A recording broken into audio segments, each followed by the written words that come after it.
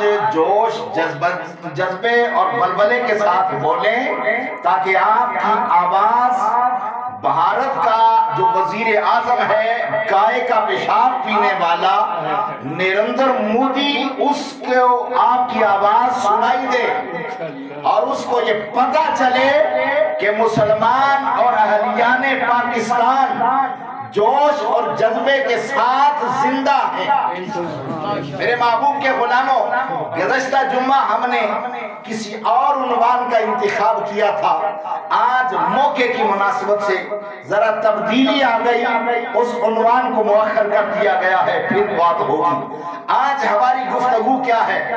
آج ہم نے قرآن کریم فرقان حمید کی سورہ توبہ میں سے آیہ مقدسہ تلاوت کی ہے، جس میں ہمیں جہاد کا حکم دیا گیا۔ سبحان اللہ۔ مسلمان تلوار اٹھاتا ہے تو اللہ کی رضا کے لیے، اور کسی سے جھگڑا کرتا ہے تو اللہ کی رضا کے لیے، اور ہمارا جو آج جھگڑا ہے تو وہ جھگڑا اللہ کی رضا و خوشنودی کے لیے ہے۔ کیوں کہ پچھلے ان 2-3 دنوں میں جو بھارت کا اقدام ہے، اس کی ہم سب سے پہلے پرزور مذمت کرتے ہیں کہ بھارت نے ہمارے ملک کی سالمیت پر حملہ کیا، اور ملک کی سالمیت پر حملہ بھی کس انداز میں کیا کہ اللہ کے گھر مساجد کو نشانہ بنایا گیا۔ اس کی بنیادی وجہ کیا ہے؟ ذرا یہ بھی میں آپ کو متعارف کروانا چاہتا ہوں۔ کہیں اور حملہ کیا جاتا تو بات اور تھی، مساجد میں حملہ کیوں ہوا؟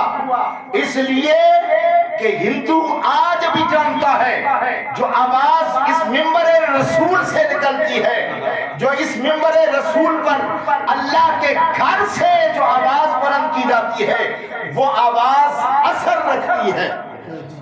اور پاکستان جب بنا تو منبر رسول سے آواز بلند ہوئی، پاکستان جب بنا تو مساجد سے آواز بلند ہوئی، اور پاکستان ایک علیحدہ ریاست بن گئی، اور لا الہ الا اللہ محمد رسول اللہ پر اس کی بنیاد رکھی گئی۔ تو میرے محبوب کے غلاموں، آج ہمارے ملک کی سالمیت پر حملہ ہوا، اسلام پر حملہ ہوا، کیونکہ یہ مساجد، یہ خانقاہیں، یہ اسلام کے قلعے ہیں، یہیں سے اسلام پروان چڑھتا ہے، اسلام بڑھتا ہے، پھیلتا ہے، پھولتا ہے۔ اب دشمن کی آنکھ مساجد پر ہے، مدارس پر ہے، خانقاہوں پر ہے، اس لیے کہ انہیں تباہ کر دیا جائے تو سارا نظام تباہ ہو جائے گا، لیکن یہ کبھی تباہ ہو سکتے نہیں ہیں۔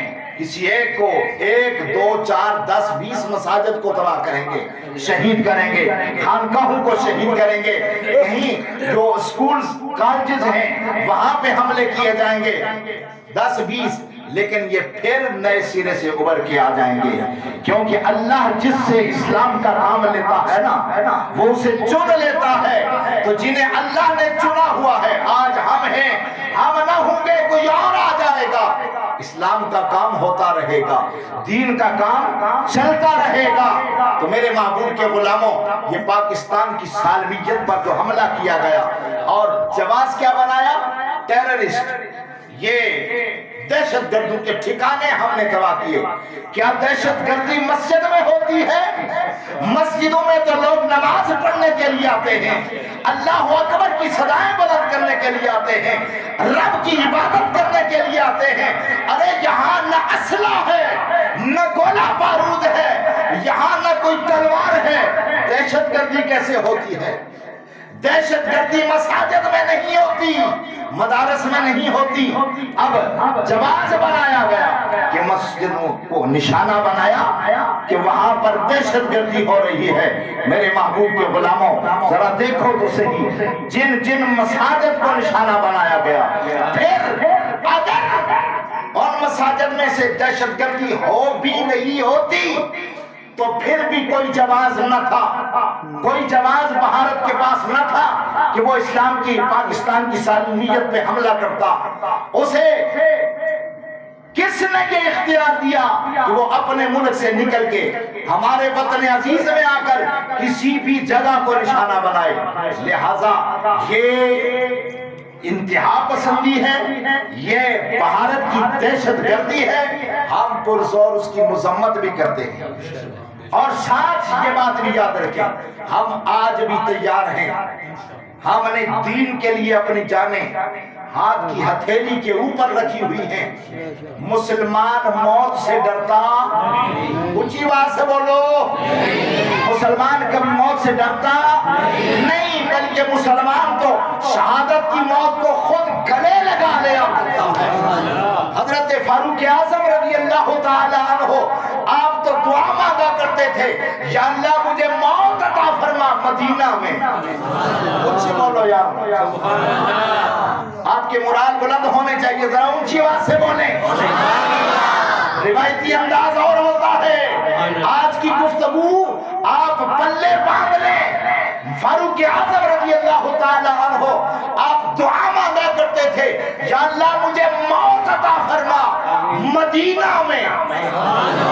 اور موت ابھی کون سی موت؟ یا اللہ مجھے شہادت کی موت عطا فرما.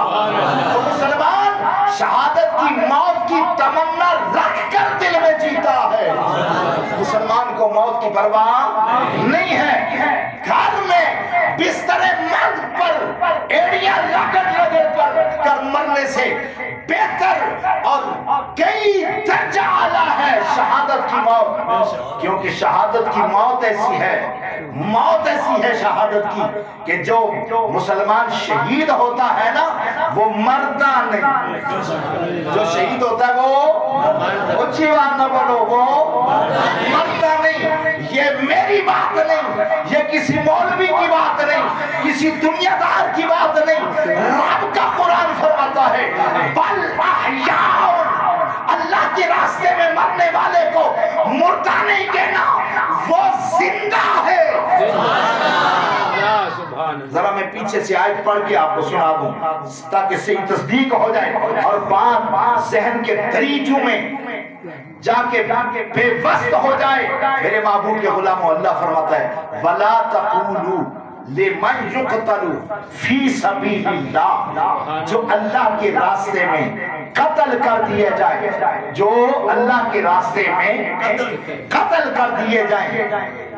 وَلَا تَقُولُوا لِمَنْ يُقْتَلُ فِي سَبِيلِ اللَّهِ اموات، ان کو مردہ کہنا تو دور کی بات، مردہ کہنا تو دور کی بات، اپنے ذہنوں میں یہ تصور بھی نہیں کر سکتے، یہ سوچنا بھی نہ کہ وہ مر گئے ہیں.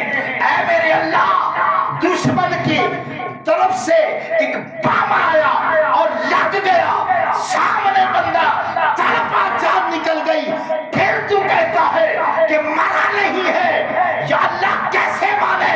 فرمایا بظاہر تم نے اسے مرتا تو دیکھا ہے، لیکن میں تمہارا رب اعلان کر رہا ہوں بل احیاء عند ربہم یرزقون. میں رب یہ اعلان کرتا ہوں جسے تم مرتا دیکھ رہے ہو وہ مرا نہیں ہے بلکہ وہ زندہ ہے. میرے ہاں رزق بھی دیا.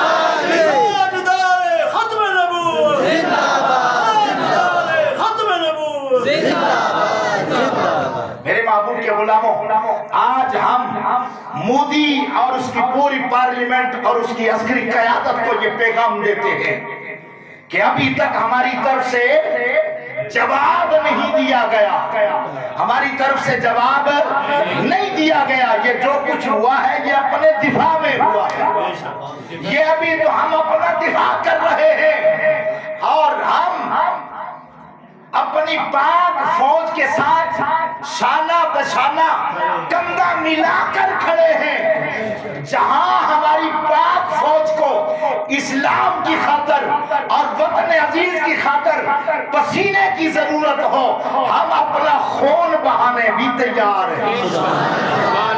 جہاں ہماری پاک آرمی کا پسینہ گرے ہم وہاں اپنا خون گرانے تیار ہیں اور پیغام دیتے ہیں مسلمان موت سے ڈرتا نہیں ہے اور ہم ڈرتے ہرگز نہیں. لیکن ابھی ہم نے جواب نہیں دیا.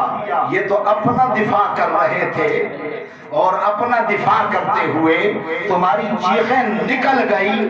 تمہارا میڈیا چیخ رہا ہے, وزراء چیخ رہے ہیں. ارے اگر ہماری طرف سے جواب آ گیا پھر کیا حال ہے؟ بس میرا یہ پیغام ہے.